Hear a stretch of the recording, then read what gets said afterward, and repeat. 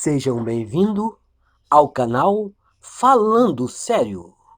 Eu sou. A imaginação é o Criador. Fosse tu uma manjedoura para o seu nascimento. Deus mais uma vez se faria uma criança na terra. Ângelus Silésios, poeta do século XVII. O homem é o jardim onde dorme o filho unigênito de Deus.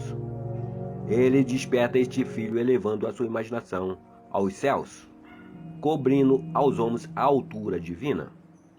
Nós devemos seguir imaginando mais do que o melhor que conhecemos. No momento em que o homem despertar para a sua vida imaginativa, ele deve realizar o teste para a sua filiação.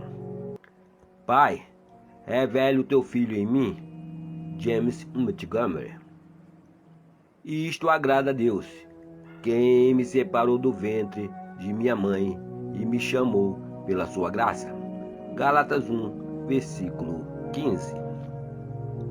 O teste supremo de filiação é o perdão dos pecados. O teste que sua imaginação é Jesus Cristo, o Filho de Deus, é sua capacidade de perdoar o pecado. Pecado significa perder a marca em sua vida, estar aquém do seu ideal, não conseguir alcançar os seus objetivos. O perdão significa a identificação do homem com o seu ideal ou seu objetivo na vida.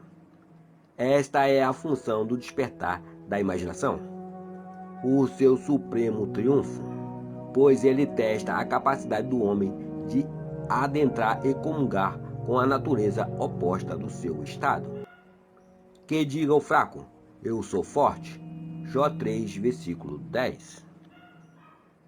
Racionalmente, isto é impossível. Somente uma imaginação despertada pode adentrar e comungar com a natureza do seu oposto. Esta concepção de Jesus Cristo ser a imaginação humana levanta uma série de questões fundamentais. Seria a imaginação um poder suficiente não só para permitir-me assumir que eu sou forte, mas também um poder que me torne capaz de executar tal ideia? Suponha que o seu desejo está em algum outro lugar ou em alguma outra situação. Poderia eu, imaginando-me em tal estado ou lugar, alcançar a sua realização física? Suponha que eu não possa pagar por uma viagem e suponha que o meu atual estado social e financeiro se oponha a essa ideia que eu quero realizar. A imaginação sozinha seria suficiente para realizar este desejo? A imaginação compreende a razão? Por razão, quero dizer deduções a partir das observações dos sentidos. Ela compreende o mundo dos fatos externos? Nos meios práticos da vida cotidiana, seria a imaginação um guia completo para o comportamento?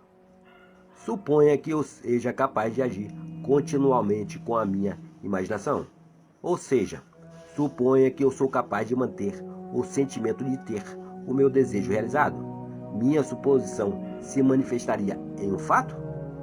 E se ela se manifestasse em um fato, devo eu considerar que as ações durante o período de premeditação foram razoáveis?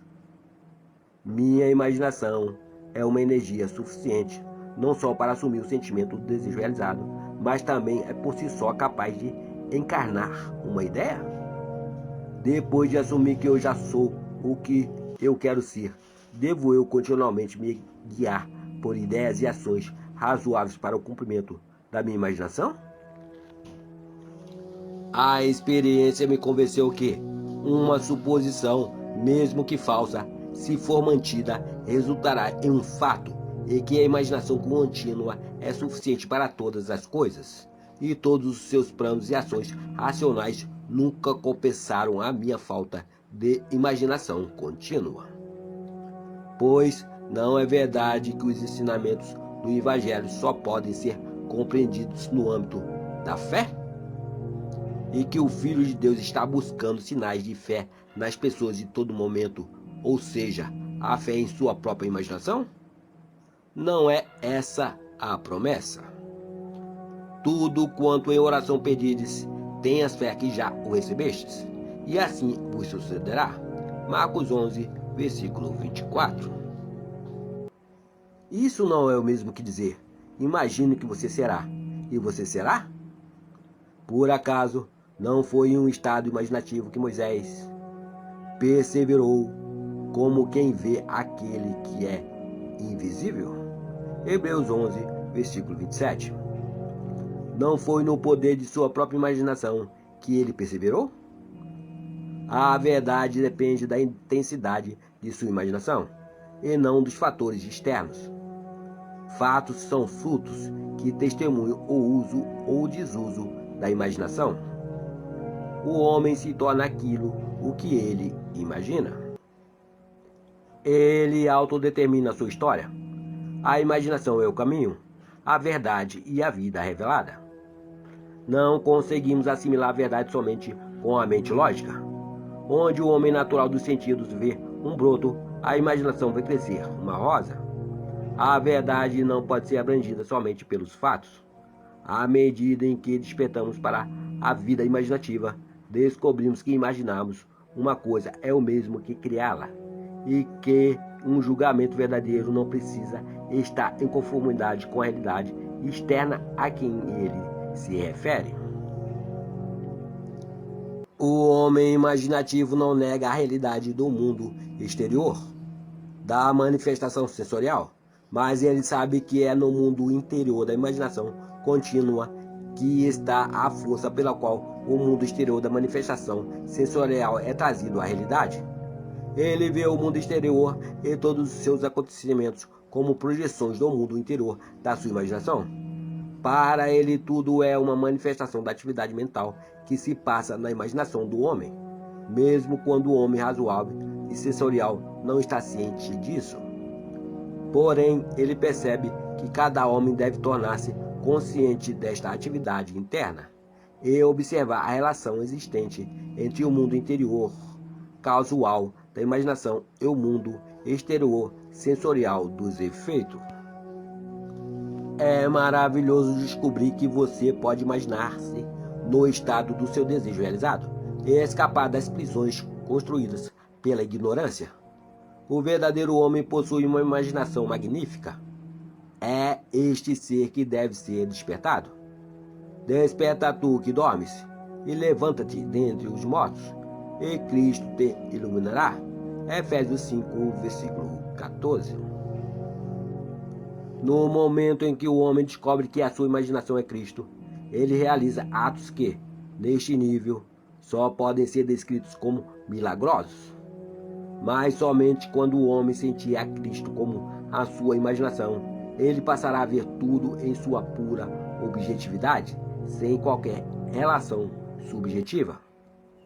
Se ele não perceber que tudo o que ele encontra faz parte de si mesmo, ele se revoltará com o pensamento que ele escolheu e com as condições de sua vida, pois eles estão relacionados por afinidades à sua própria atividade mental.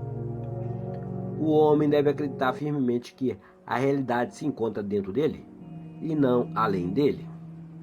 Embora outros tenham corpos em uma vida própria, suas realidades estão enraizadas em você e começam e terminam em você, assim como você começa e termina em Deus.